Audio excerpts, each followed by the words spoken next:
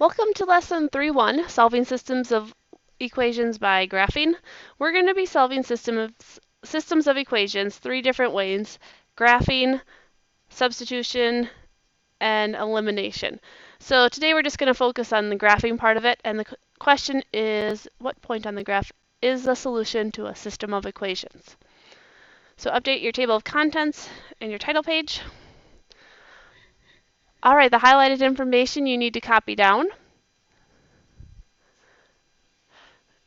And then this entire concept summary table you need to copy down as well. And then there's just a few study tips, just to read through those quickly. And let's start on example 1. So we have a system of equation. A system of equation just means that it is a few equations. In this case, there's 2 equations. And we need to solve for both variables, x and y. And we're going to do this by using a table. To use a table, though, we need to have our equations in y equals form. So we say x plus y equals 3. So you would minus x from both sides and get y equals 3 minus x. Okay, then the second equation is negative 2x plus y equals negative 6. And drop down our line and add 2x to both sides. And you get y equals negative 6 plus 2x. Okay, now we could just substitute numbers in for x and end up making a table for it. But we have our calculators, so let's use that instead. So in our calculators, I actually have the wrong equations in there. We're going to go to y equals and type in our equations. 3 minus x. And then our second equation is negative 6 plus 2x. We're going to look at a table, so to be able to do so, we need to make sure our table is set up right, which you do second window. And we probably want to start it somewhere close to 0. I'm at negative 1, so that's fine. It's more of a problem if you're up at like 2015 from previous homework problems. So you press second graph now, and that will jump to our table. What we're looking for is when our y1 and our y2 are the same values. So looking at our table, it looks like down here at 3, both y1 and y2 are 0. So the answer would be x equals 3, y equals 0. All right, so to make sure that you remember how to do this, it's a good idea to write down the keystrokes for our calculator into your notes. So these are the buttons that we pressed. We did y equals, and then we entered in the equation. Second window, and 0 is usually a good place to start when you're looking for the solutions. And then we did second graph, and you just press the up and down arrows as needed to try to find where x1 and y1 are the same. I'm sorry, y1 and y2 are the same. But again, 3 and 0 is our solution. Okay, then the next one, we're going to do this by graphing, and we're going to graph this one by hand. You could do it by graphing it on your calculator, but we should know both methods. The next problem we're going to do is going to be on our calculator. So if we're going to solve this one by graphing, we need to get them in y equals form. So x minus 2y equals 0. All right, go ahead and subtract x off of both sides. Negative 2y equals 0 minus x, or just minus x. And then divide by negative 2. So y equals negative, and negative make it positive. So x over 2. Then we think about, well, what number is really in front of x? And it's a 1. So when you're graphing it, that 1 is sometimes helpful to remember. All right, we have one equation ready. Now the other equation is x plus y equals 6. So then we would minus x again. And y equals 6 minus x. Okay, let's start graphing it. I'll go with that equation first. So this one does not have a y-intercept. So the y-intercept is actually at 0. And from that point, our slope is up 1 over 2. So up 1 and over 2, up 1 and over 2. And make these points all the way across. And form this into a line.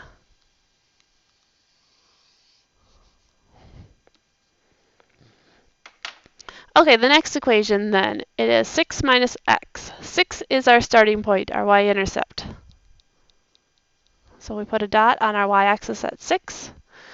And then our slope is negative x, which is like negative 1, which is negative 1 over 1 in slope form.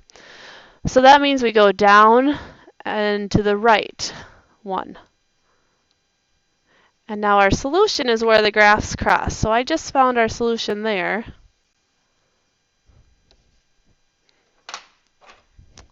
At this point. So the answer is going to be the coordinates. So the coordinates of this are 4, 2. And so you can list your answer as a coordinate 4, 2, or you could say x equals 4 and y equals 2.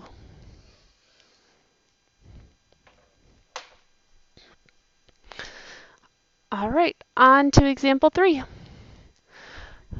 So this one is a break-even point. So break-even is for businesses where they make no money, but they don't lose any money either. So it's just where they come out exactly at 0. So they're doing a cookbook fundraiser. The printer costs $200, and it's $2 to print a book. And then it's $6 that they're going to get for each book. So how many cookbooks must they sell before they can make a profit? Well, we need to write out 2 equations. We're going to need to do an income equation and an expense equation. And then we're going to look to see where those 2 equations equal. So the income, they're just making $6 for every book. So the rate of change, or the slope, is just 6. So y equals 6x. There's no starting value that they get. There's no money that they already have. Then the expenses. The rate that the expenses are going up is $2 for every book. So that is 2x. And then there is a starting expense of $200. So even if they don't print any books, they're still going to have to pay $200 for this printer. Okay, now we have these equations. Let's go ahead and use our calculator. So let's go back to y equals and put these equations in there. So the first one we need 6x, and the second one is 2x plus 200. All right, if we look, generally you can try zoom and then number 6, standard, and sometimes it'll work. In this case, we're only going to get to see one graph. And usually with word problems, it's not going to work out to do your standard window. So then we have to think about, what do our income and our expenses mean? And we're going to set our window. So press your window button. So now what does X mean in this situation? So we're talking about selling cookbooks here.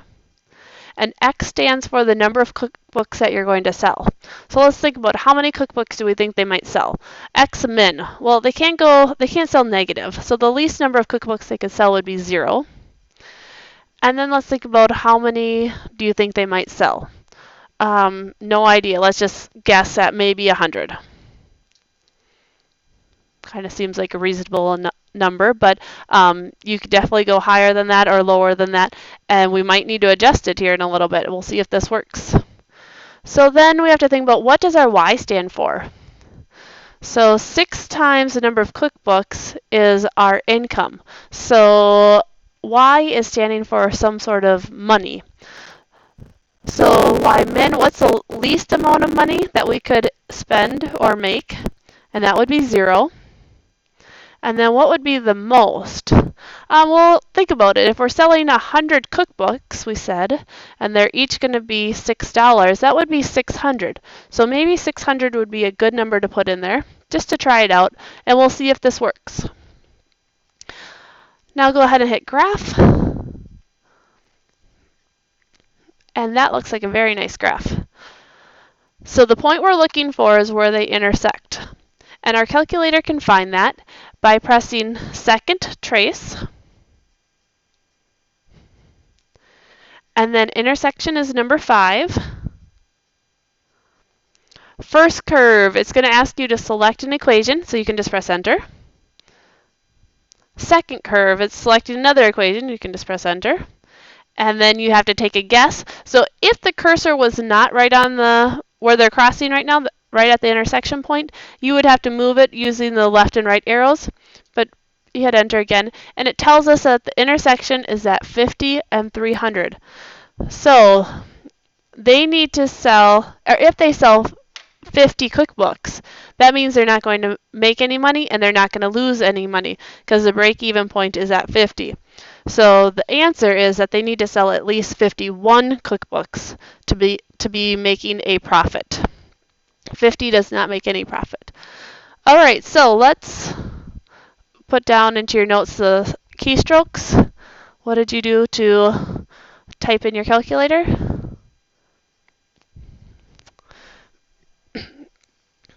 All right, and then the last thing was that independent, dependent, consistent, inconsistent, and all of that. So let's put these into y equals form. All right, we should be getting kind of good at this now, so let's just jot it down here. Minus x, minus x. That part is gone. Now what do you do to get rid of that negative y? You need to either multiply or divide by a negative 1, which in essence changes all the signs. So it becomes positive y, negative 5, and positive x. Okay, we had that equation ready. The next equation, I would start by, again, minusing x. And then I need to get rid of this 2 by dividing everything by 2. Y equals negative 2 minus x over 2, or we discussed that earlier, just negative 1/2 x. Okay, so you could graph this on graph paper if you'd like. I'm just going to use the calculator again. So we go to y equals, clear these out, and you type in negative 5 plus x, negative 2 minus 1/2 x, and then we need to make a graph of it. Our window's all set up from that cookbook problem. It's probably not going to be the same window, so perhaps we should just do zoom 6 and see if that works. And it looks like a good graph. Okay, now if you match this back up with what your notes said, they are 2 intersecting lines. So let's just review that again. 2 intersecting lines is consistent and independent. So that is our answer here.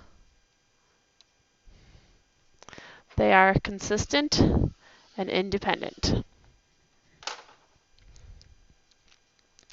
All right, the next one. Again, you would put this into y equals form. And I would start by minusing 9x. And then divide by negative 6.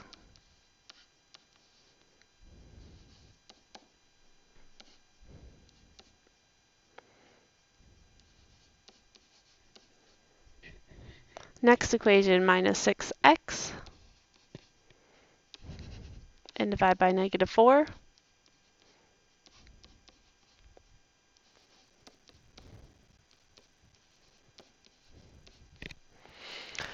Okay, so if you look at those 2 equations, you'll see that they are the exact same equations. If we put them in, there's only going to be one line shown. So going back to our chart, this is going to be consistent and dependent. So the answer for this problem is consistent and dependent. And then if we were to have another problem where the 2 lines were parallel, we graph them, and then they look like this, that would be an inconsistent graph. Okay, so this ends lesson 3.1. Go ahead and write your questions and your summaries, and let me know if you have any questions when you get to class.